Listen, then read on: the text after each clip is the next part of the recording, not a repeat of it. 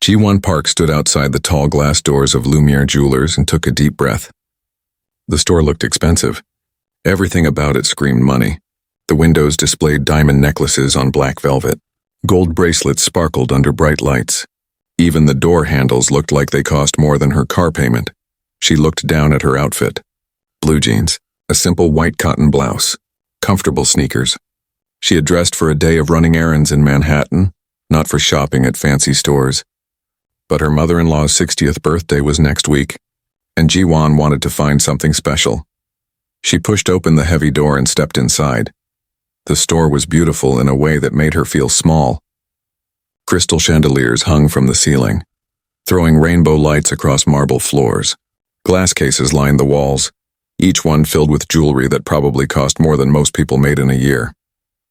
The air smelled like expensive perfume and leather. 2 salespeople stood near the back counter. A woman with perfect blonde hair wore a black designer dress. A man in an expensive gray suit stood next to her. They both looked up when Ji-won entered. Their eyes moved from her face to her clothes. Then they looked at each other. The woman raised one eyebrow. The man's lips curved into a small smile that was not friendly. Ji-won felt her stomach tighten. She had seen those looks before. She knew what they meant, but she was here for a reason. Her mother-in-law, Soo-young, had been nothing but kind to her for 8 years. When Ji-won married Min-jae, Soo-young welcomed her with open arms. She never made Ji-won feel bad about coming from a poor family. She never acted like Ji-won was not good enough, so Ji-won wanted to find the perfect gift, something that showed how much she cared. She walked slowly toward the display cases. Her sneakers squeaked on the marble floor. The sound seemed very loud in the quiet store. Near the window, she saw a pearl necklace. It was simple and elegant. The pearls were cream-colored and perfectly matched. It would look beautiful on Soo-young. Her mother-in-law loved simple, classic jewelry. Ji-won leaned closer to look at the price tag. $8,000. She swallowed hard. It was expensive, but she could afford it. Min-jae had been very successful in business, and they had a joint bank account. He always told her to buy what she wanted, but Ji-won had grown up poor. She still felt nervous spending large amounts of money. The blonde woman walked toward her. Her high heels clicked on the floor. Each step sounded like a small warning. "Can I help you?" the woman asked. Her voice was cold. "Yes, please," Ji-won said, trying to sound confident. "I would like to see that pearl necklace." The woman looked at the necklace. Then she looked back at Ji-won. Her eyes moved over Ji-won's simple clothes again. "That piece is $8,000, the woman said slowly, as if Ji-won might not understand numbers. "Yes, I saw the price," Ji-won replied. She felt her face getting warm. The woman did not move to get the necklace. Instead, she called over her shoulder. "Marcus, could you come here?" The man in the gray suit walked over. He looked at Ji-won with the same cold expression. "This customer is asking about the Mikimoto pearls," the blonde woman said. She said the word customer like it tasted bad in her mouth. Marcus looked at Ji-won. "Those are very expensive," he said. "Perhaps you would be more comfortable at the department store down the street. They have a jewelry section with more affordable options." Ji-won felt like she had been slapped, but she kept her voice steady. "I understand the price. I would still like to see the necklace, please." The blonde woman sighed. She made a big show of walking to the display case and carefully unlocking it. She took out the pearl necklace like it was made of glass that might break if Ji-won even looked at it too hard.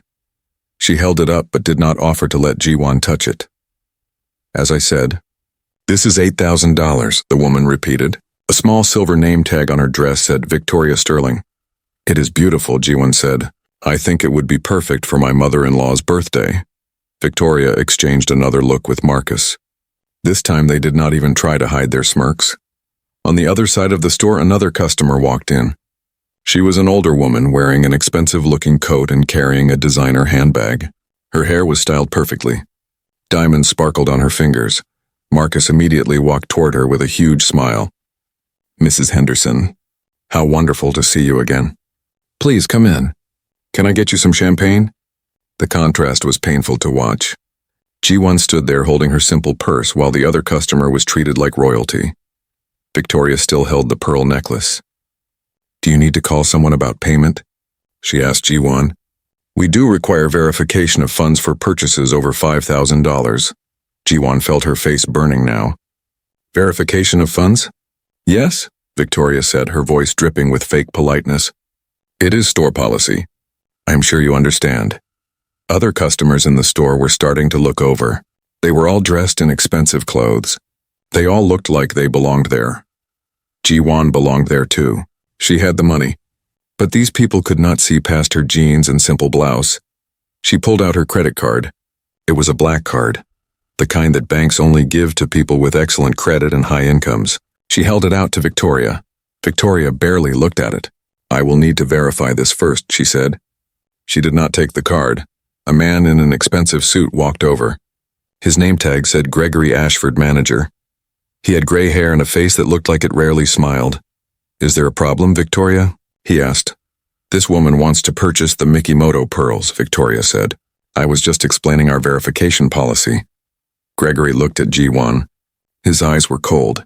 Yes, of course. We must be careful. You understand, I am sure. He turned to Ji-won. Miss, perhaps I should be honest with you. Lumiere Jewelers caters to a certain clientele.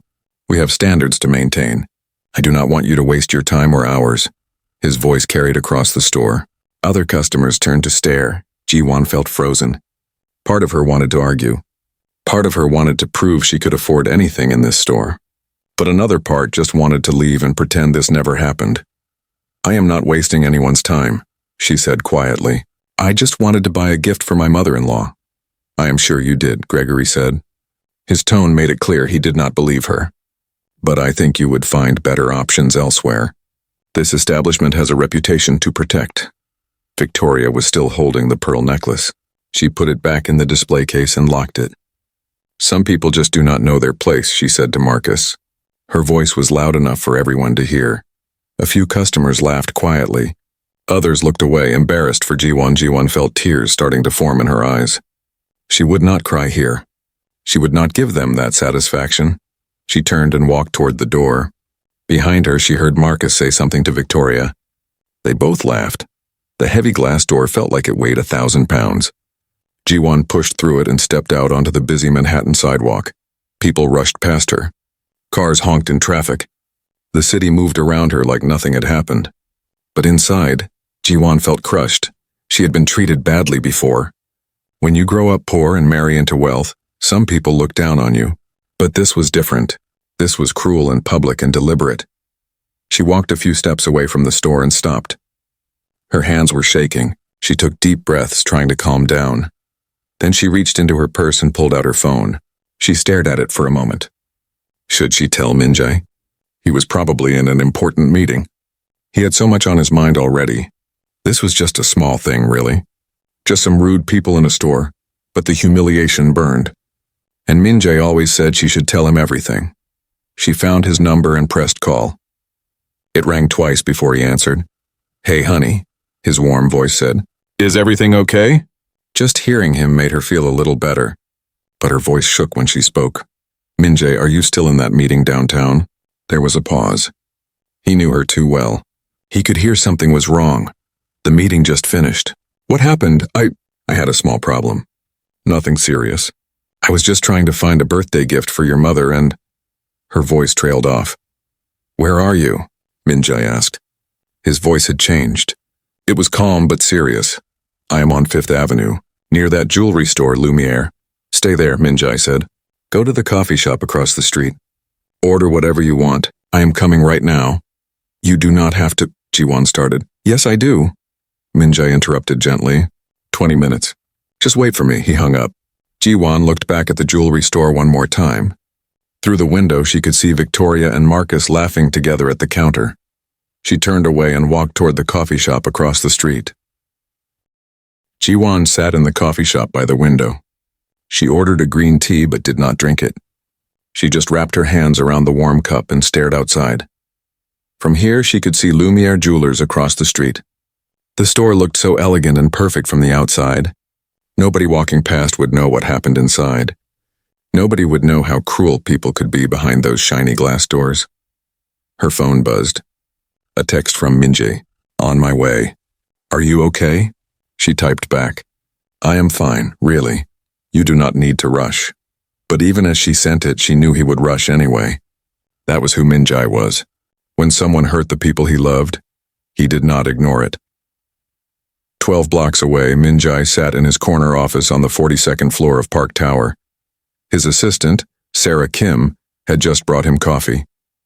She noticed his face had changed during that phone call. "Is everything all right, Mr. Park?" Sarah asked carefully. Min-jae stared at his phone. His jaw was tight. "Cancel my afternoon appointments. All of them?" "You have the board meeting at 3. Cancel them," Min-jae repeated. His voice was quiet but firm. Something came up. Something personal. Sarah nodded and left quickly. She had worked for Min-jae for 6 years. She knew when to ask questions and when to just do what he said. Min-jae sat back in his leather chair. Ji-won had tried to sound normal on the phone, but he heard the shake in her voice. He heard the hurt she was trying to hide. They had met in college, both of them students at Columbia University. Back then, Min-jae was just the son of a successful businessman. His family had money, but he was not famous yet. Ji-won was working 2 jobs to pay for school. Her parents owned a small grocery store in Queens. He fell in love with her strength, with her kindness, with the way she never complained even when life was hard. When they got married, some people in his social circle whispered. They said he could have done better. They said Ji-won was too simple, too plain, not sophisticated enough for a man like him. Min-jae did not care what they said. Ji-won was the best thing in his life. She was real in a world full of fake people. She was kind in a world that rewarded cruelty. And now someone had hurt her. Someone had made her feel small. He picked up his phone and called his lawyer, David Chen. "David, I need you to clear your afternoon." "Min-jae, what is going on?" David had been his friend since law school. He could tell something was different. "I am going to buy a business today. I need contracts ready as soon as possible." There was silence on the other end. Then David laughed. "You are joking, right? You cannot buy a business in an afternoon. There is due diligence, negotiations, inspections." "I am not joking," Min-jae said. "And I do not care about the normal timeline. I want this done today." David stopped laughing. "What business?" "A jewelry store. Lumiere Jewelers on 5th Avenue. That old place? I think the Ashford family owns it." "Why do you want—" "I will explain later," Min-jae interrupted. "Just get your team ready. And be prepared to pay more than it is worth if that speeds things up." "Min-jae, this is crazy." "What happened?" "Someone disrespected my wife," Min-jae said simply. "I am going to handle it." He hung up before David could argue more. Then he called his financial advisor, Rachel Torres. Rachel answered on the first ring. "Mr. Park, good afternoon." "Rachel, I need a quick valuation on Lumiere Jewelers. 5th Avenue location." "How fast can you get me numbers?" Rachel was quiet for a moment. She had worked with Min-jae for 15 years. This was not how he usually did business. Min-jae was careful and patient. He spent months researching before making investments. He never rushed. "I can have preliminary numbers in an hour," she said. "But Mr. Park, why the hurry?" "This is not like you." "It is personal," Min-jae said. "How much do you think it is worth?" "Without seeing the books?" "Maybe 4 to 5 million. It is an old family business. Location is premium, but the business itself is probably struggling. Most high-end jewelry stores are these days. People shop online now." "Prepare funds for a $6 million offer," Min-jae said. $6 million. That is way above. "I know." "Do it anyway. I want this sale to happen fast. Can I ask why?" "Someone treated Ji-won badly at that store." "Very badly." Rachel was quiet. Then she said, "I will have the funds ready." Min-jae made one more call. His friend James Morrison was a commercial real estate broker who knew every property owner in Manhattan. "James, I need information about the building at 847 5th Avenue. Who owns it?" "Is it for sale?" "The Ashford building?" "Let me check." Min-jae heard typing on a keyboard. "Okay, the building is owned by Prestige Properties Group. They bought it 5 years ago and lease it to the Ashford family for their jewelry store. Would they sell?" "Maybe. Prestige sells properties all the time if the price is right. But the Ashford family has a lease for 3 more years. What about the jewelry business itself? Would the Ashfords sell?" More typing. "Interesting. I heard rumors they were struggling. Harold Ashford is old now. His son Gregory runs the day-to-day operations, but word is Gregory is not good at business. Sales are down. They are behind on rent." Min-jae felt a small sense of satisfaction.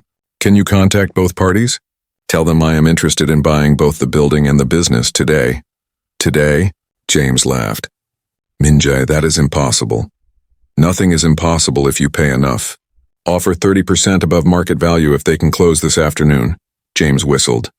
You are serious, completely serious. Can I ask why the rush? They disrespected my wife.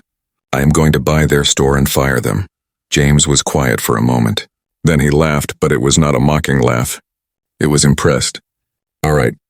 You are a good husband. I will make the calls. Min-jae stood up and grabbed his jacket. Sarah was waiting outside his office. I am leaving, he told her. Call my driver. Tell him to meet me downstairs right now. Yes, sir. How long will you be gone? I do not know. Could be all afternoon. Could be all week.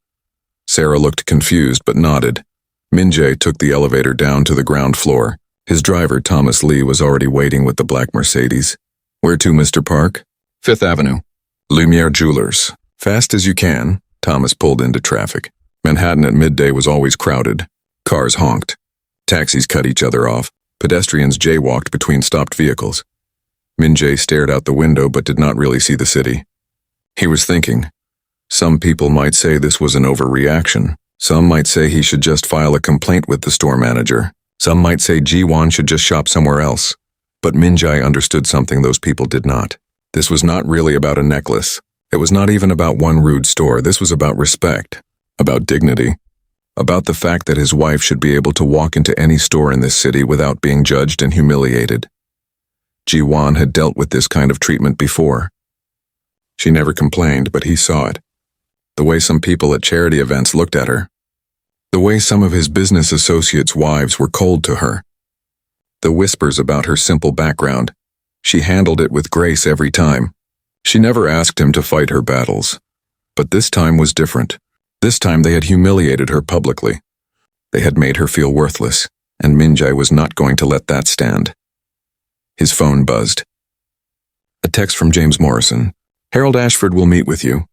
2 o'clock at my office. He sounds very interested. Another text came right after. Catherine Walsh from Prestige Properties can meet at 3. She handles the building. I told her you're offering premium price for fast sale. She is very interested too. Min-jae texted back. Good. Get David Chen to bring contracts. Make sure everything is legal and fast. He looked at his watch. It was 1:15. The car was still 10 minutes from the coffee shop. He texted Ji-won. Almost there. Hang on, she texted back. I am okay. Please do not make a big deal out of this. Min-jae smiled sadly. That was so like her. Someone hurt her and she was worried about causing trouble. He texted back.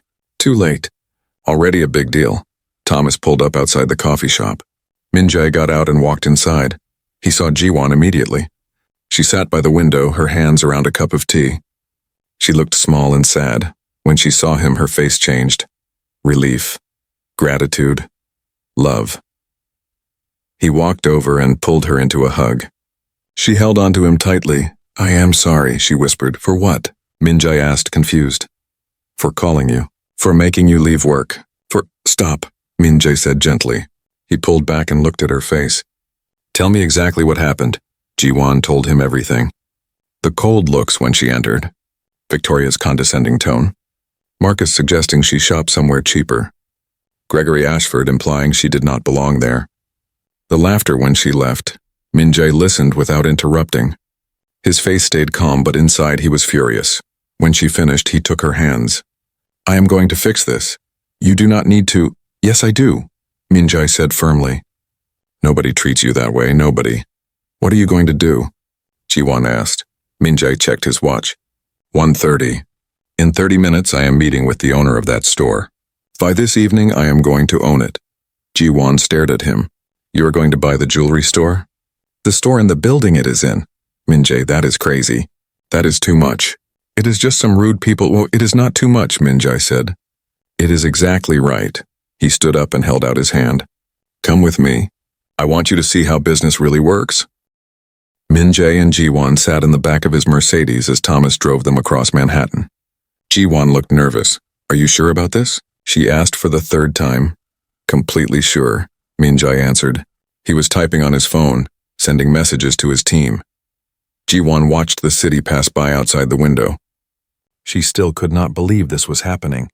A few hours ago, she was just trying to buy a birthday present. Now her husband was about to buy an entire jewelry store. Min-jae, she said quietly, you do not have to do this for me. He stopped typing and looked at her. I am not just doing this for you. I am doing this because it is the right thing to do. That store treated you like garbage. They need to learn that actions have consequences. But buying the whole store seems extreme? Min-jae smiled a little. Maybe. But sometimes extreme actions teach the best lessons. The car pulled up outside Morrison Realty Group. It was a tall glass building in Midtown. James Morrison's office took up the entire 25th floor. They took the elevator up. The doors opened into a modern reception area. A young woman at the desk recognized Min-jae immediately. Mr. Park, Mr. Morrison is expecting you. Conference room B. James met them at the door. He was a tall man with red hair and a friendly face. He shook Min-jae's hand and smiled at Ji-won.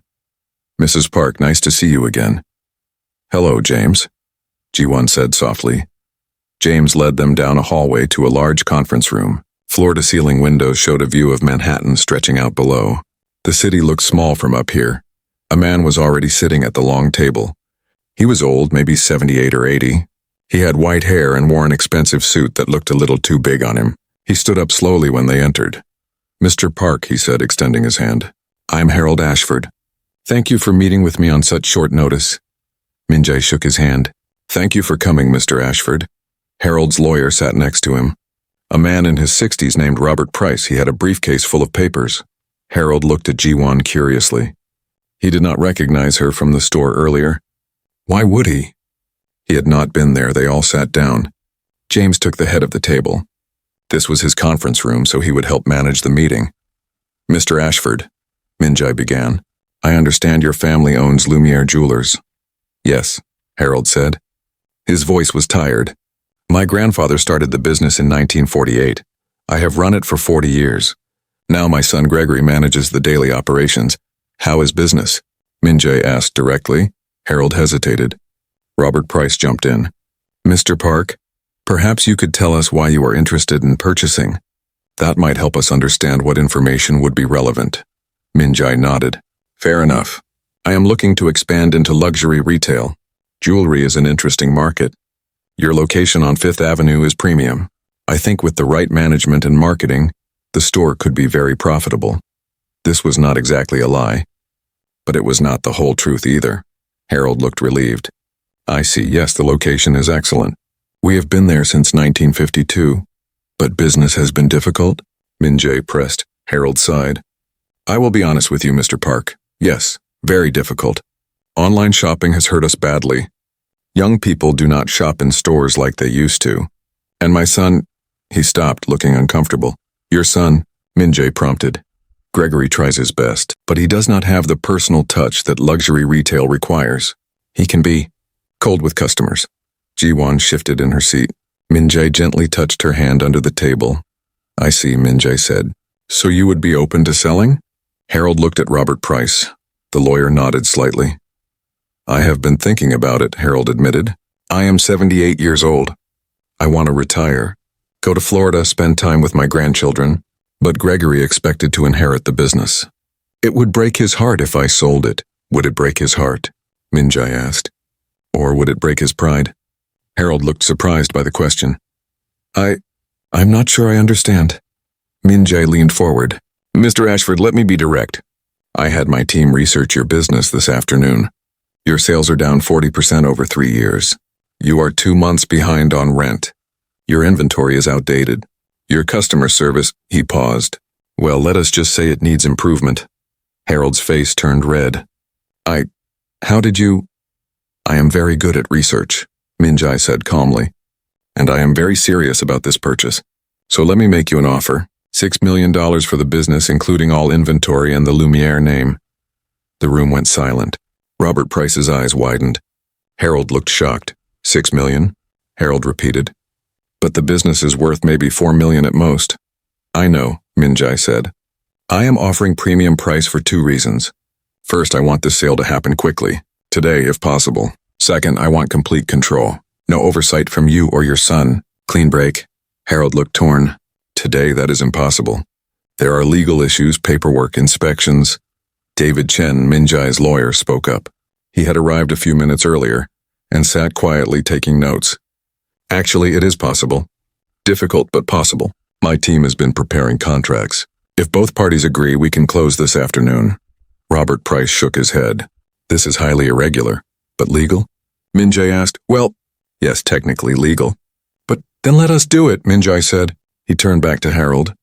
Mr. Ashford, I am offering you a way out. You can retire comfortably. Your son can find a new career, maybe one better suited to his talents, and the Lumiere name can continue just under new management. Harold was quiet for a long moment. Can I ask what made you so interested? You said you researched us today.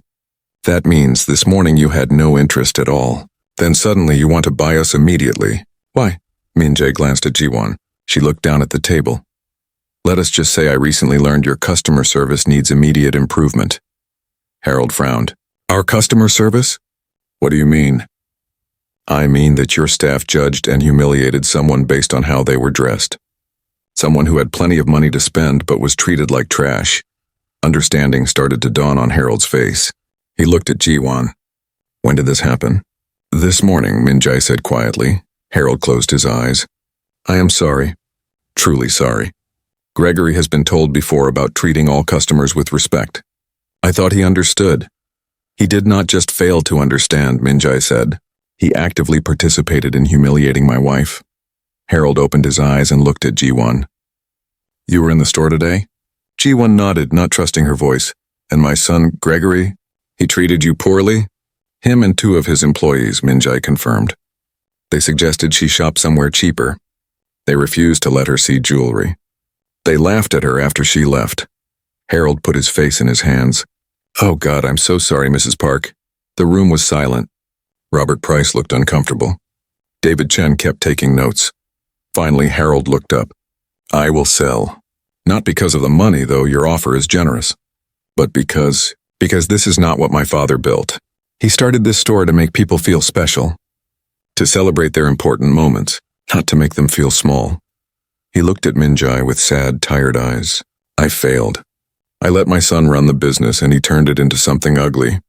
So yes, I will sell to you. Maybe you can fix what I broke. Minjai nodded.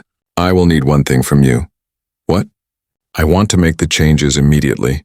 That means your son and the employees who treated my wife badly will be let go today. Harold winced but nodded. I understand. You can tell Gregory you received an unexpected offer you could not refuse. You do not have to tell him the real reason if you do not want to. Thank you, Harold said quietly. That is kind of you. Robert Price pulled out his phone. I need to call Gregory and let him know we are in a meeting about the business.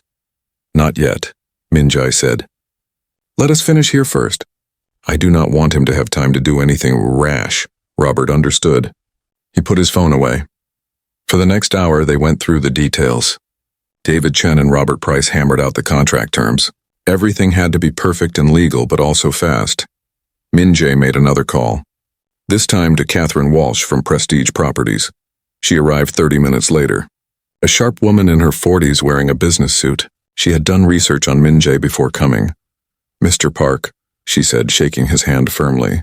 James told me you are interested in purchasing the building at 847 Fifth Avenue. That is correct. And I assume you know I'm also purchasing the jewelry business inside? Catherine smiled. I heard. That makes things simpler. One tenant owned by the same person who owns the building. No lease complications was what is your price? Minjai asked directly. Catherine did not hesitate. We paid $8 million 5 years ago. Fair market value now is about $9 million. For a quick sale, I would accept $10 million. Done, Minjai said. Catherine blinked. Done just like that? You do not want to negotiate. Inspect the property? I trust your company did proper maintenance. And I do not have time for negotiations. $10 million is fair. Let us close today. Catherine looked at her own lawyer, who nodded enthusiastically. Well then, Mr. Park, you have yourself a building. More paperwork. More contracts. More lawyers talking in legal language that made Jiwon's head spin. The walk back to Lumiere Jewelers felt like a dream. Jiwon held Minjai's hand as they crossed the busy Manhattan street. Her heart was pounding. I am nervous, she admitted. I know, Minjai said gently. But you do not have to say anything. Just let me handle it. They reached the glass doors. Inside, she could see Victoria and Marcus. They were getting ready to close for the day. Victoria was counting money at the register. Marcus was organizing display cases. Min-jae pushed open the door. The little bell above the entrance rang. Victoria looked up. When she saw Ji-won, her mouth opened in shock. Then her face twisted into anger. "You again?" Victoria said loudly. "I thought we made it clear you are not welcome here." Marcus turned around. He saw Ji-won and rolled his eyes. "Seriously? Lady, we told you this morning. This store is not for you." Min-jae stepped forward. His face was calm, but his voice was ice cold. "Good evening. I am Min-jae Park." Victoria barely looked at him. She was still staring at Ji-won with disgust. "I do not care who you are. You need to take your wife and leave. Now." "My wife," Min-jae said slowly, "came here this morning to shop. She wanted to buy a birthday gift for my mother. Instead, you humiliated her," Marcus laughed. "Humiliated? We just suggested she shop somewhere more appropriate, somewhere she could actually afford." "I see," Min-jae said. He pulled out his phone and opened a document. "Tell me something. Do either of you know who owns this store?" Victoria looked confused by the question. "The Ashford family. Everyone knows that. Mr. Gregory Ashford is the manager." "Was the manager," Min-jae corrected. "As of 1 hour ago, I own this store. And I own the building it sits in."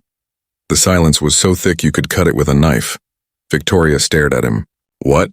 I purchased Lumiere Jewelers this afternoon. The sale is complete, which means I am now your employer." Marcus's face went white. You bought the store?" "I did." Min-jae turned his phone around, showing them the signed contracts. "Would you like to see the paperwork?" Victoria grabbed the counter for support. She looked like she might faint. The back office door opened.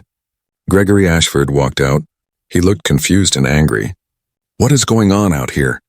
"Victoria, why are you shouting?" Then he saw Ji-won. His eyes narrowed. What are you doing back here?" "I told you this morning." "Mr. Ashford," Min-jae interrupted. "Your father just called you, correct?" Gregory stopped. "Yes, he said something about a sale. But that is impossible. He would not sell without telling me properly. I am his son. I was supposed to inherit this business. He sold it to me," Min-jae said simply. "Your father accepted my offer 2 hours ago. The papers are signed. The money is transferred. As of now, I own Lumiere Jewelers." Gregory's face turned red. "That cannot be legal. There are procedures." "My lawyer, your father's lawyer, was present," Min-jae said. "Everything is legal. My lawyer made sure of it." "Why?" Gregory demanded. "Why would you buy this store?" "Because this morning, you and your employees treated my wife with contempt. You judged her based on her clothes. You implied she was too poor to shop here. You laughed at her when she left." Gregory looked at Ji-won again. Something clicked in his memory. "This morning, you were here? You are the woman who wanted the pearl necklace." Ji-won nodded but did not speak. I did not realize," Gregory stammered. "You did not realize she was married to someone wealthy?" Min-jae asked coldly. "So that makes it okay? You can treat people badly as long as they are poor?" "No, I just meant—" "I know what you meant," Min-jae interrupted. "You meant that you judge people by their appearance and their bank account. And that is exactly the problem." Victoria found her voice again. "Mr. Park, please. We did not know who she was. If you had known she was my wife, you would have treated her well," Min-jae finished. "But that is the point. You should treat everyone well. Rich or poor, famous or unknown, that is what customer service means." Marcus tried a different approach. "Sir, we were just following store policy. Mr. Ashford always told us to maintain high standards." "High standards," Min-jae repeated. "Is cruelty a high standard? Is humiliation? Is making someone feel worthless?" The door opened behind them. Sarah Kim, Min-jae's assistant, walked in carrying a briefcase. She was followed by a woman in her 50s with kind eyes and professional clothes. "Mr. Park," Sarah said. "This is Christina Rodriguez." "The retail consultant you called." Christina shook Min-jae's hand. "Thank you for the opportunity, Mr. Park. I came as soon as I could." Min-jae turned back to Gregory, Victoria, and Marcus. "Let me explain how this is going to work. Gregory, your employment is terminated effective immediately. Your father's sale agreement included severance for you. You will receive 6 months' salary, which I think is quite generous." Gregory's mouth opened and closed like a fish. "You cannot just fire me. I am in Ashford. This store has my family name. Had your family name, Minjai corrected. Your father sold the business and the name. It is all mine now. And yes, I can fire you. Check with your lawyer if you do not believe me. Gregory looked devastated, but he also looked angry. My father will hear about this. Your father already knows, Minjai said. He agreed to all of this. He knows why I bought the store, and he agreed you should go. That seemed to hit Gregory hardest of all. His own father had agreed to his firing. Minjai turned to Victoria and Marcus. You two are also terminated. You will receive 2 weeks severance pay. I suggest you use that time to think about how you treat people. Victoria's arrogance finally cracked completely. Tears started running down her perfect makeup. Please, Mr. Park, I need this job. I have rent to pay. Bills, please. You should have thought about that this morning, Minjai said without sympathy. When you mocked my wife in front of other customers. When you made her feel small and worthless. I am sorry. Victoria sobbed. I am so sorry, please. Ji-won felt uncomfortable watching this. She touched Minjai's arm. Maybe, but Minjai shook his head gently. No, they need to understand. Actions have consequences. Marcus stepped forward. He looked directly at Ji-won. Ma'am, I am truly sorry. What I did this morning was wrong. I was rude and cruel. You did not deserve that. Nobody deserves that. It was the first genuine apology. Ji-won could see he meant it. She looked at Minjai. He saw the question in her eyes, but he shook his head again. I appreciate the apology, Marcus. I really do. But you are still fired. Marcus nodded slowly. I understand. I deserve it. Sarah Kim handed envelopes to each of them. Your severance checks and termination papers. Please sign and return them to my office by tomorrow. Gregory snatched his envelope without speaking. He walked to the back office to get his things. Victoria took hers with shaking hands. She looked at Ji-won one more time. I really am sorry, she whispered. Ji-won nodded but said nothing. Marcus took his envelope and signed the papers right there. Thank you for the severance, he said quietly. That is more than fair. The three of them gathered their belongings. Gregory came out of the back office carrying a box of personal items. He stopped in front of Minjai. You did this out of revenge, Gregory said bitterly, over something so small. It is petty. No, Minjai said calmly. I did this out of principle. There is a difference. You made my wife feel worthless over something small. You made her feel unwelcome in a store where she had money to spend. That says everything about your character. Gregory left without another word. Victoria and Marcus followed. The door closed behind them. The store suddenly felt very empty and very quiet. Cristina Rodriguez looked around, already making mental notes. Mr. Park, I have worked in luxury retail for 30 years. I can tell you right now this store needs a complete culture change. That is why you are here, Minjai said. I want you to manage the transition. Hire new staff. Train them properly. Make this a place where everyone feels welcome. What about the inventory? The displays? Keep what works. Change what does not. I trust your judgment, Cristina nodded. I will start tomorrow morning. I already have some excellent candidates in mind for the sales positions. Sarah pulled out more papers. Mr. Park, I need you to sign some forms. Transfer of ownership papers, tax documents, insurance updates. While Minjai handled the paperwork, Ji-won wandered around the store. It looked different now. Less intimidating. Maybe because she knew Minjai owned it. Or maybe because the cruel people were gone. She stopped in front of the pearl necklace. It was still in the display case, still beautiful. Cristina noticed her looking. That is a lovely piece. Mikimoto pearls. Very high quality. It was for my mother-in-law's birthday, Ji-won said softly. Would you like to see it? Cristina asked warmly. Ji-won hesitated. Cristina smiled. Please. I insist. She unlocked the case and carefully took out the necklace. She handed it to Ji-won without any of Victoria's earlier attitude. Just genuine kindness. Ji-won held the pearls. They were smooth and cool in her hands. Perfect for Soo-young. It would look beautiful on her, Cristina said. The color is perfect for older women. Classic and elegant. Minjai finished signing papers and walked over. Do you still want it? Ji-won looked up at him. Yes, but it feels strange. You own the store now, Minjai smiled. Then I guess you get a family discount, Cristina laughed. I will box it up for you. No charge, of course. No, Ji-won said quickly.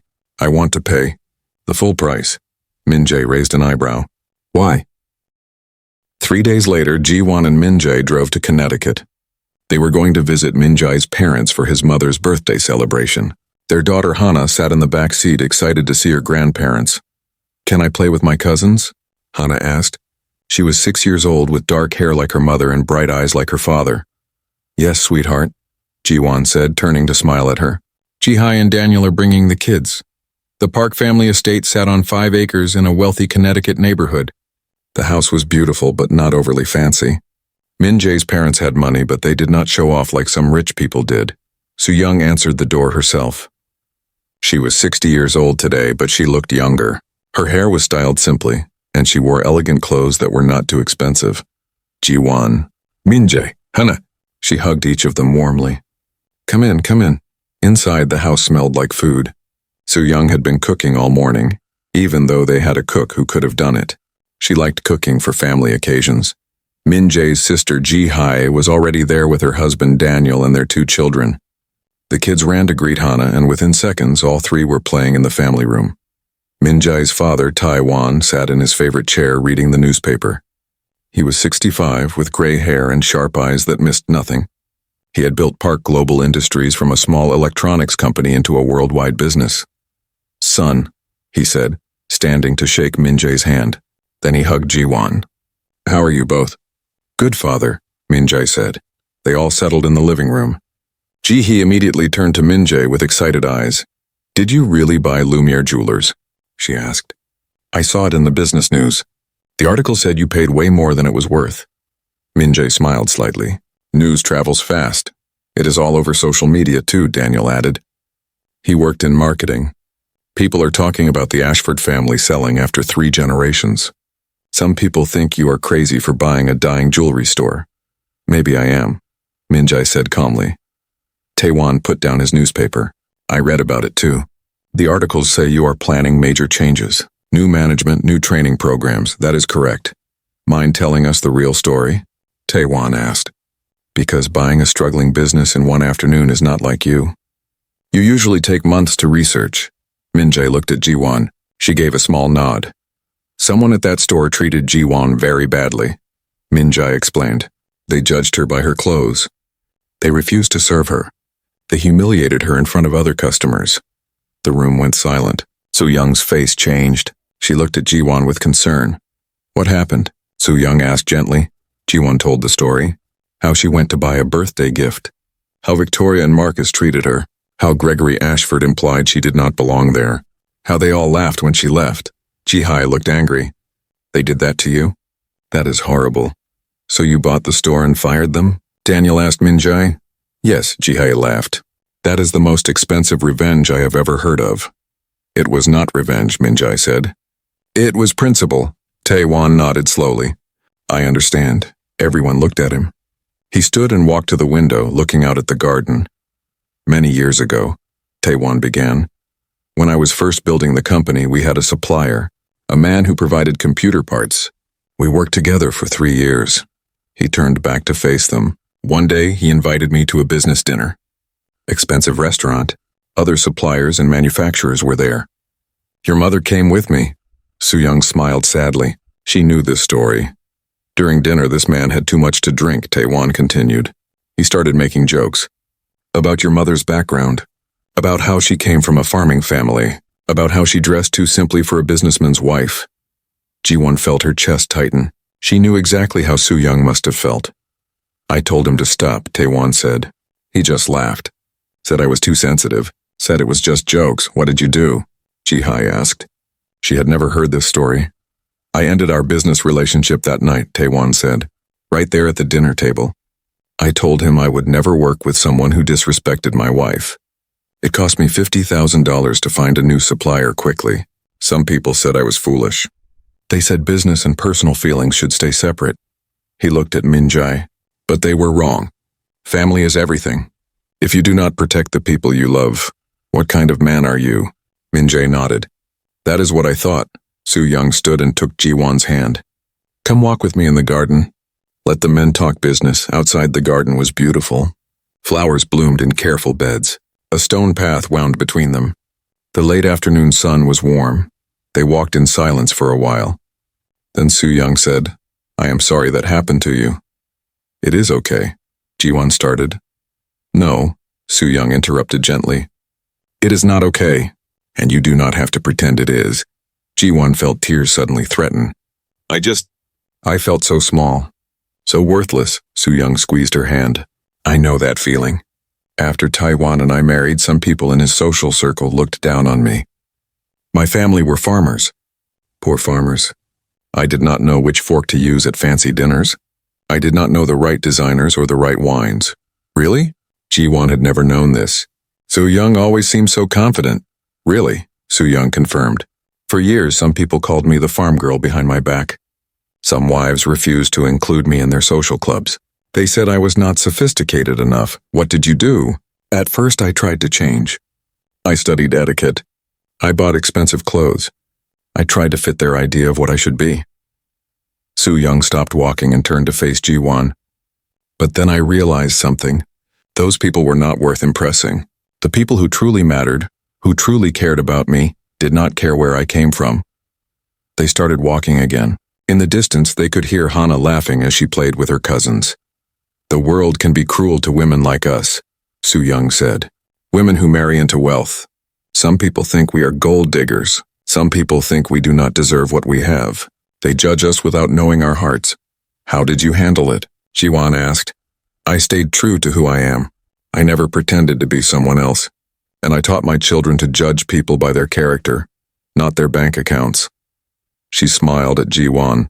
"You did well. You kept your dignity even when they tried to take it. And Min-jae did exactly what he should have done." "You think buying the store was the right thing?" "Yes, not because of revenge, but because some lessons can only be taught through action." Soo-young gestured back toward the house. When Taewon ended that business relationship, he sent a message.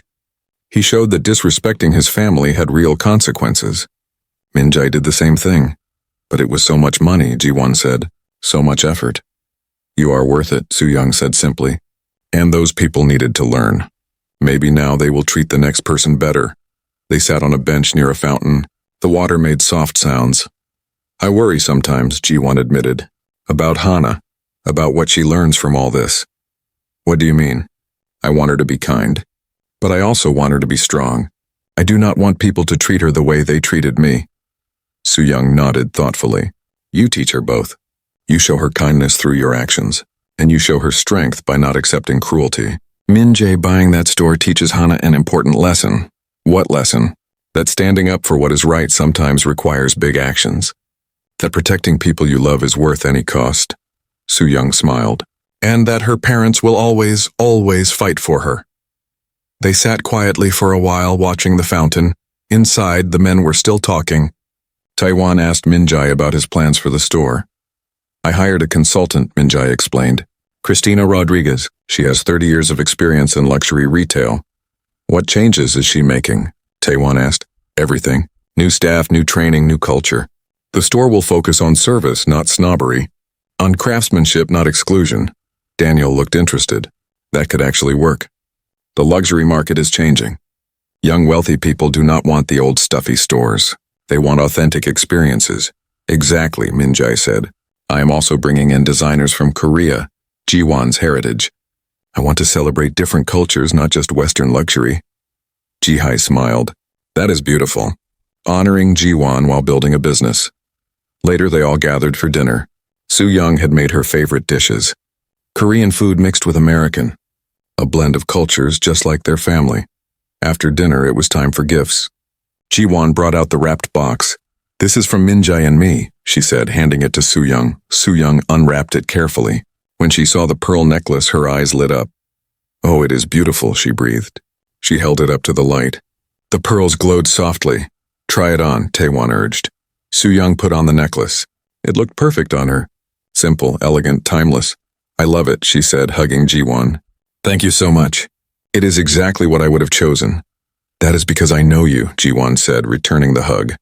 Hana ran over. "Grandma, you look pretty." "Thank you, sweetheart," Soo-young said, picking her up.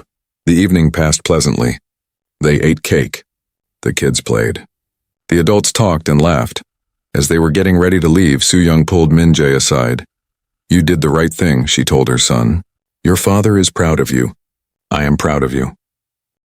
1 week after buying Lumiere Jewelers, Minjae stood inside the store watching the transformation.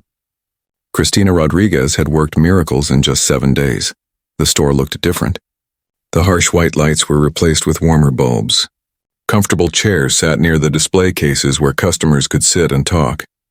Fresh flowers appeared on the counters each morning. But the biggest change was not in the decorations. It was in the people. Cristina had hired 3 new employees. Maria Santos was a gemologist with 20 years of experience. She was a short woman with gray hair and a warm smile. She knew everything about precious stones and loved teaching customers about them. Kenji Tanaka was a jewelry designer from Los Angeles. He had moved to New York specifically for this job. He created custom pieces and could sketch designs while customers waited. He was young, maybe 30, with artistic tattoos on his arms. Aisha Muhammad was the main saleswoman. She had worked at the Metropolitan Museum before this. She knew how to talk to people, how to make them feel comfortable. She wore a hijab and elegant clothes. Her voice was gentle but confident. Mr. Park, Cristina said, walking over to him, I want to show you the training manual I created. She handed him a thick folder. Inside were pages and pages of instructions for how to treat customers. Rule number 1, Cristina said, pointing to the first page. Every person who walks through that door deserves respect. Rich or poor, famous or unknown, young or old, everyone. Minjae nodded. Perfect. Rule number 2, Cristina continued. We educate, we do not pressure. If someone cannot afford something, we help them find what works for their budget. We do not make them feel bad. And rule number 3, everyone gets the same service. The woman in a designer dress gets the same attention as the man in work clothes. No exceptions, Minjae smiled. You understand exactly what I want. I worked in luxury retail for 30 years, Cristina said. I have seen too many stores like this one was. Cruel and cold. I am glad you are changing that. Rachel Torres, Minjae's financial advisor, arrived with a laptop. She looked worried.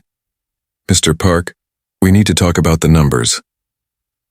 They sat down at a small table Cristina had added near the window. Rachel opened her laptop and showed him spreadsheets. The store is losing money right now, she said. You paid $6 million for the business.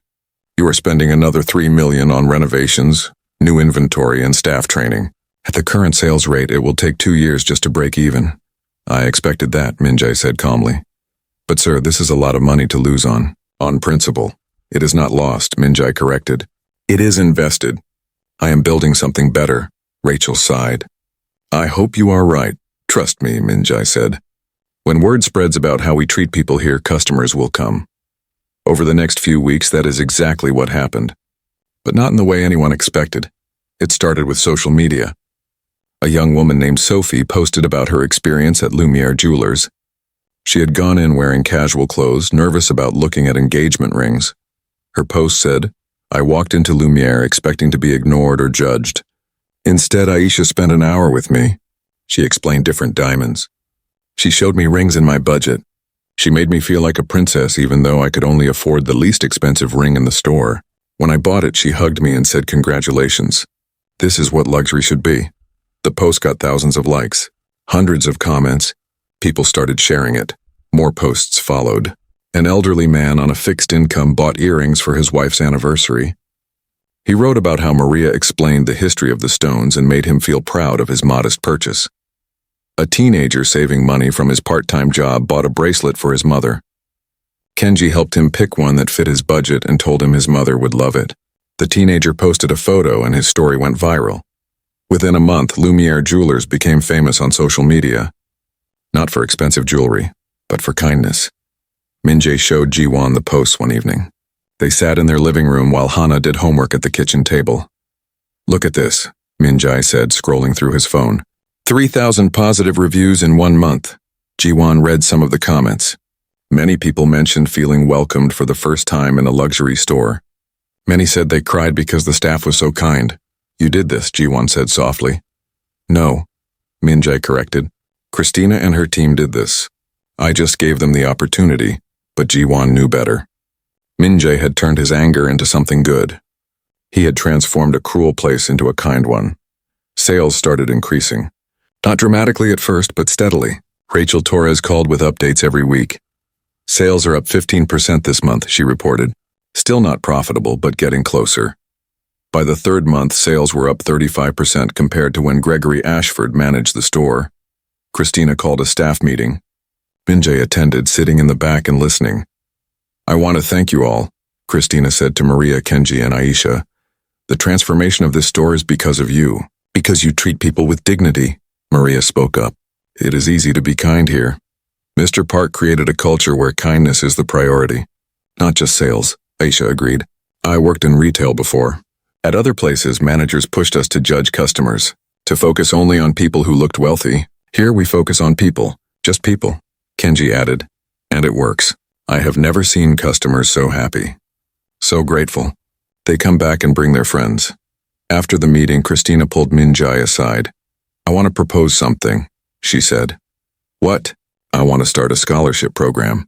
For young people from low-income families who want to work in luxury retail, we train them here. Teach them the right way to treat customers. Then they can go work anywhere. Minjay thought about it. That is a wonderful idea. Talk to Rachel about funding. Christina smiled. Thank you. This store is becoming something special, more than just a business. One afternoon, Jiwon decided to visit the store. She had not been back since the day Minjay bought it. She walked in wearing jeans and a simple sweater, just like the first time. Aisha was helping a customer but looked up when the door opened. Her face lit up with recognition. Mrs. Park, she called warmly. It is so wonderful to see you. The customer Aisha was helping turned to look. Jiwon expected judgment, but the woman smiled instead. Are you the owner's wife? The woman asked. Yes, Jiwon said, feeling nervous. I read about what happened to you here, about how the old staff treated you. I am so sorry you went through that. Jiwon was surprised. You read about it? The woman nodded. It was in the New York Times last week. An article about how luxury stores are changing. This store was the main example. Jiwon had not seen the article. Minjay had not mentioned it. After the customer left with her purchase, Aisha came over to Jiwon. Would you like some tea? Aisha asked. We have a nice sitting area now. They sat in comfortable chairs. The store felt completely different from 3 months ago. It felt warm, welcoming. How do you like working here? Jiwon asked. Aisha's face glowed. I love it. This is the best job I have ever had. Not because of the salary, though that is good, but because I can be myself here. I can be kind without being told I am too soft. I can take time with customers without being told to hurry. Maria joined them, bringing actual teacups instead of paper cups. Mrs. Park, Maria said, sitting down. I want to thank you. Thank me? For what? For what happened to you? I know that sounds strange. But if you had not been treated badly, your husband would not have bought this store, and it would still be a cold, cruel place. Jiwon felt tears forming. I never thought about it that way. Sometimes bad things lead to good things, Maria said wisely. Your pain created change. That matters. Kenji came over with his sketchpad. Mrs. Park, I have been working on something. Can I show you? He opened his sketchpad to a design. It was a pendant in the shape of a lotus flower. The lotus grows in mud, Kenji explained, but it becomes something beautiful. I designed this collection thinking about your story, about how something painful became something good. Jiwon stared at the beautiful design. This is for me?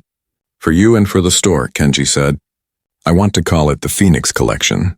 Things that rise from ashes. I love it, Jiwon said honestly. She stayed at the store for 2 hours. She watched Aisha help a young couple pick out wedding rings. She watched Maria teach a teenager about different gemstones. She watched Kenji sketch a custom design for a nervous customer. Everyone was treated the same. With respect. With patience. With genuine kindness. When she finally left, she felt proud. Not because Minjay owned the store, but because the store now represented something good. That evening at dinner, she told Minjay about her visit. The staff is amazing, she said. They really care about people. I know, Minjay said. Christina chose well. And Kenji is designing a collection inspired by what happened to me. Minjay raised his eyebrows. Really? He called it the Phoenix Collection. About rising from ashes. Hana looked up from her food. What is a phoenix? It is a magical bird, Jiwon explained. When it dies, it burns up, but then it comes back to life from the ashes. Even more beautiful than before. Like our store, Hana said simply. Jiwon and Min-jae looked at each other and smiled. Their 6-year-old daughter understood perfectly. 6 months after Min-jae bought Lumiere Jewelers, the New York Times published a long article about the store. The headline read, "How One Jewelry Store is Changing Luxury Retail." The journalist who wrote it was named Emma Richardson. She had spent 3 weeks researching the story. She interviewed Min-jae, Christina, the staff, and dozens of customers. The article told the whole story. About Jiwon being humiliated. About Min-jae buying the store in one afternoon. About the complete transformation from cruel to kind. The article went viral. It was shared hundreds of thousands of times on social media. People from all over the world read it and commented. Some comments said, "This is what good business looks like." Others said, "More companies should care about people like this." Many people said, "I want to visit this store." The morning the article published, Jiwon woke up to her phone buzzing constantly. Text messages, emails, social media notifications. Everyone was talking about the article. She read it while drinking her morning coffee. Emma Richardson had written beautifully about the transformation. But what moved Jiwon most was the ending. It said, "Lumiere Jewelers proves that luxury is not about exclusion. Real luxury is making every person feel valued. Real wealth is treating others with dignity. And real success is building something that makes the world a little bit kinder." Min-jae came into the kitchen, his phone also buzzing with messages. "Have you seen it?" Jiwon asked. "Yes, Emma did a good job. Everyone is talking about it." Min-jae poured himself coffee and sat across from her. "Are you okay with this? Your story is now public." Jiwon thought about it. At first she had been embarrassed. She did not want people to know she had been treated so badly. But now she felt differently. "I am okay with it," she said. "If my story helps change how people treat each other, then it was worth it." Hana came running into the kitchen. "Mommy, Daddy, my teacher says you are famous." Jiwon laughed. "Not famous, sweetie. Just in the news. Can I tell my friends about the store?" "Of course," Min-jae said. At school that day, Hana's teacher asked if she could write about the store for a class project. The assignment was about people who make the world better. Hana wrote in her careful 7-year-old handwriting, "My mom and dad made a mean store into a nice store. Now everyone who goes there feels happy. My dad says being kind is more important than being rich. My mom says everyone deserves respect. I want to be like them when I grow up." Her teacher gave her an A and asked if she could share it with the whole school. Hana proudly agreed. At Park Global Industries, Min-jae's colleagues had mixed reactions to the article. Some thought it was good publicity. Others thought he was foolish for spending so much money on principle. But Taewon, his father, called him into his office. "I read the article," Taewon said. "And?" Min-jae asked. "I am proud of you." Taewon stood and walked to the window. "When I built this company, I made mistakes. I was sometimes too focused on profit, too focused on winning. I forgot that business is really about people." He turned back to face his son. "You remembered that. You put people first. That is true leadership." "I learned it from you," Min-jae said. "You taught me that family comes first, that protecting the people you love matters more than money." Taewon smiled. "Maybe I taught you that. But you took it further. You turned it into something bigger." At Lumiere Jewelers, the response to the article was overwhelming. The phone rang constantly with people wanting appointments. Customers flew in from other cities just to visit. Christina had to hire 2 more employees to handle the increased business. She chose carefully, looking for people who understood the store's mission. One afternoon, a woman came into the store. She was in her 70s, wearing simple clothes and carrying an old purse. Aisha greeted her warmly. "Welcome to Lumiere. How can I help you today?" The woman looked nervous. I read the article in the newspaper about how you treat people here. I wanted to see if it was true." "It is true," Aisha said gently. "Every word. Would you like to sit down? Can I get you some tea?" The woman's eyes filled with tears. "Really? You would do that for me?" "Of course. You are our guest." They sat together. The woman explained that she had been saving money for 5 years to buy a ring. Her husband had died and she wanted to buy herself something to remember their 50 years together. "I went to 3 other jewelry stores," the woman said. "They all treated me like I was wasting their time. They looked at my old clothes and my old purse and decided I could not afford anything." "How much have you saved?" Aisha asked. $2,000, Aisha smiled. Let me show you some beautiful options. She brought out several rings in that price range. Each one was elegant and well made. The woman tried them on with shaking hands. This one, she finally said, pointing to a simple gold band with a small diamond. My husband would have liked this one. It is beautiful, Aisha agreed. And it is exactly $2,000. The woman started crying. Thank you. Thank you for treating me like a person. After she left, Aisha told Christina what happened. Christina called Minjae to share the story. This is what we are building, Christina said. A place where everyone matters. That is exactly what I hoped for, Minjae replied. The store's success brought attention from other business owners. Several luxury retailers contacted Minjae, asking how he transformed Lumiere so quickly. He gave the same answer to everyone. Treat people with respect. All people. Every time. One CEO said, but how do we know which customers are worth the time? Minjae responded, if you are asking that question, you have already failed. Rachel Torres kept tracking the finances. By the 7th month, the store was making profit. Not huge profit yet, but steady growth. You did it, she told Minjae. You turned a dying business into a success. Christina and her team did it. Minjae corrected. I just gave them the opportunity. Still, Rachel said. Most people would have written this off as an expensive mistake. But you were right. Kindness is good business. For the store's 1-year anniversary under new ownership, Minjae planned a special event. He wanted to celebrate the transformation and give back to the community. Jiwon suggested donating part of the day's sales to charity. Maybe a scholarship fund? She proposed. For first-generation college students, kids like me whose families do not have much money. Minjae loved the idea. They created the Park Family Educational Fund. Every year, the fund would send 5 students from low-income families to college. The anniversary event was covered by local news stations. Reporters interviewed customers, staff, and Minjae. One reporter asked, Mr. Park, do you think you overreacted? Buying an entire store because of one bad experience?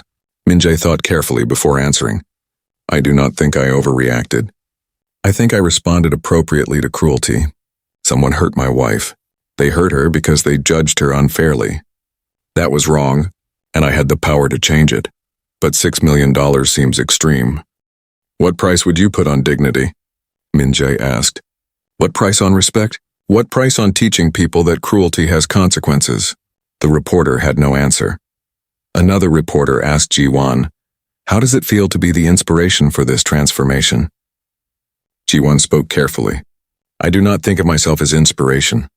I was just someone who was treated badly, but I am grateful that something good came from something painful. Do you regret what happened? I regret that people can be cruel. But I do not regret the result. This store is now a force for good. It employs wonderful people. It treats customers with dignity. It proves that business can be both profitable and kind. Maria Santos gave a speech during the event. She talked about how working at Lumiere changed her career. I worked in jewelry for 20 years, she said, but I never loved my job until I came here. Here, I am not just selling jewelry. I am celebrating people's important moments. I am making them feel valued. That is a privilege. Kenji Tanaka unveiled his Phoenix collection. Beautiful pieces inspired by the idea of rising from ashes. The collection sold out within 3 hours. I designed these pieces thinking about transformation, Kenji explained to the crowd, about how pain can become beauty, how destruction can lead to creation, how endings can be beginnings. Aisha Muhammad spoke last. Her words were simple but powerful.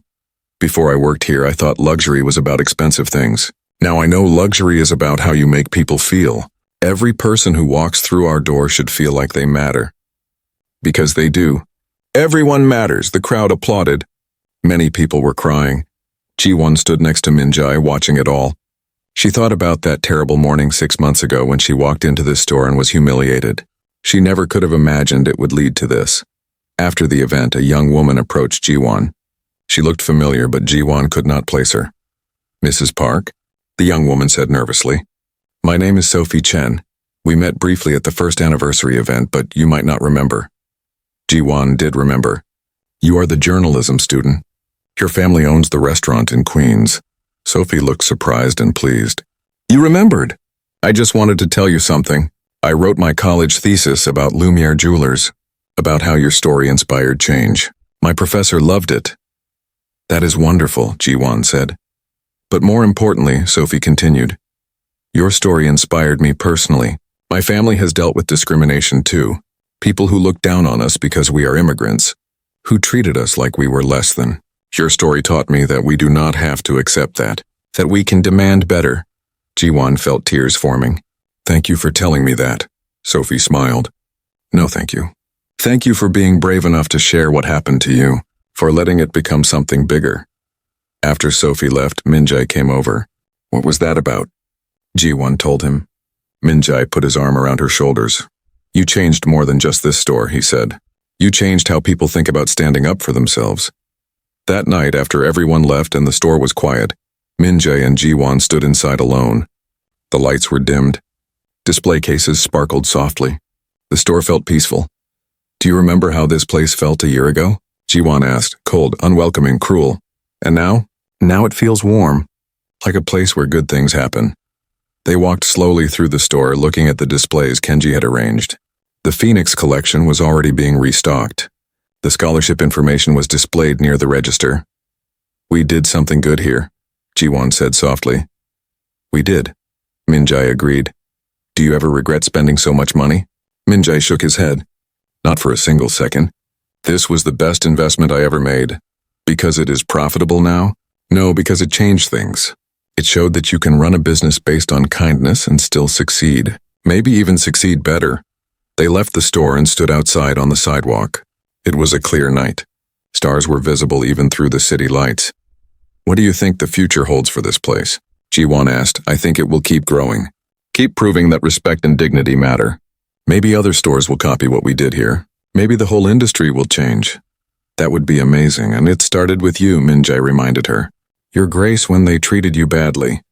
Your willingness to share the story. Your idea about the scholarship fund. This is as much yours as mine. Ji-won leaned against him.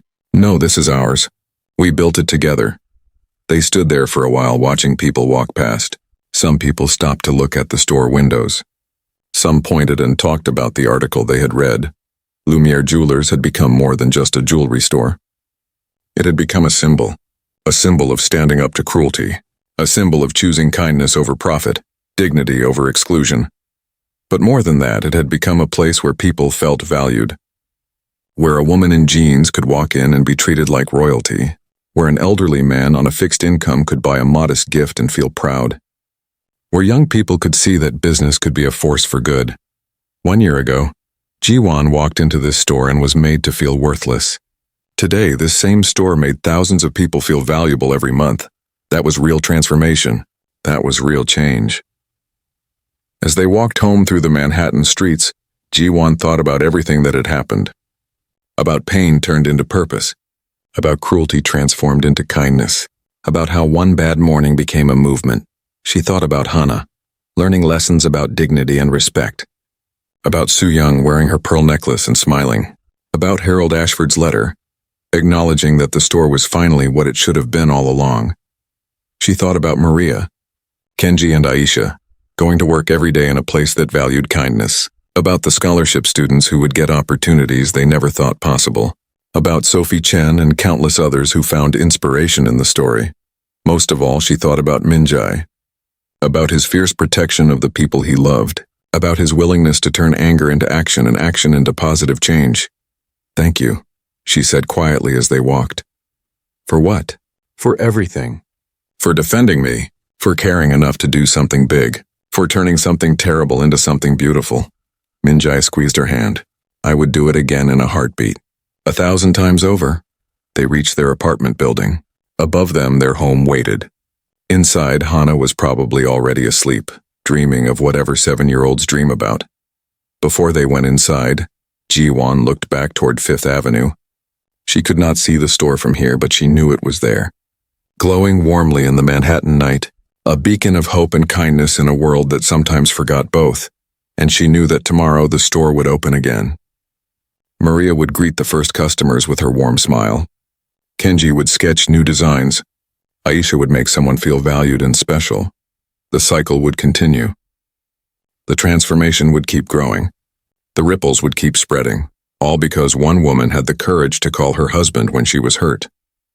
And one man loved her enough to change the world in response. That was the real story of Lumiere Jewelers. Not about revenge or money or business success, but about love, about standing up for what is right, about refusing to accept cruelty as normal.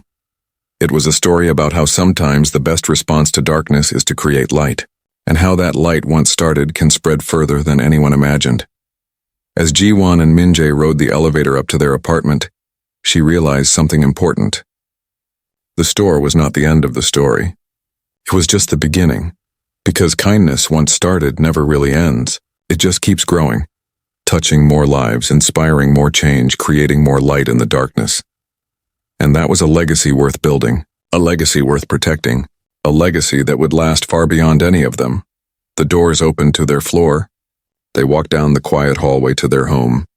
Inside, their daughter slept peacefully, growing up in a world that was just a little bit kinder because of what her parents had done. And outside, in the great city of Manhattan, a jewelry store glowed warmly through the night. A small place that proved a big truth, that treating people with dignity is not just good morals but good business. That kindness is not weakness but strength. That sometimes the most powerful response to cruelty is to build something beautiful in its place. This was the legacy of Lumiere Jewelers. This was the legacy of Ji-won and Min-jae Park. This was the legacy they would pass on to Hana and to everyone whose life they touched. And it all started with a simple woman walking into a jewelry store, looking for a birthday gift for someone she loved. Sometimes, the smallest moments lead to the biggest changes. Sometimes pain becomes purpose. Sometimes one person's courage to speak up changes everything. This was one of those times, and the story, the real story, was just beginning.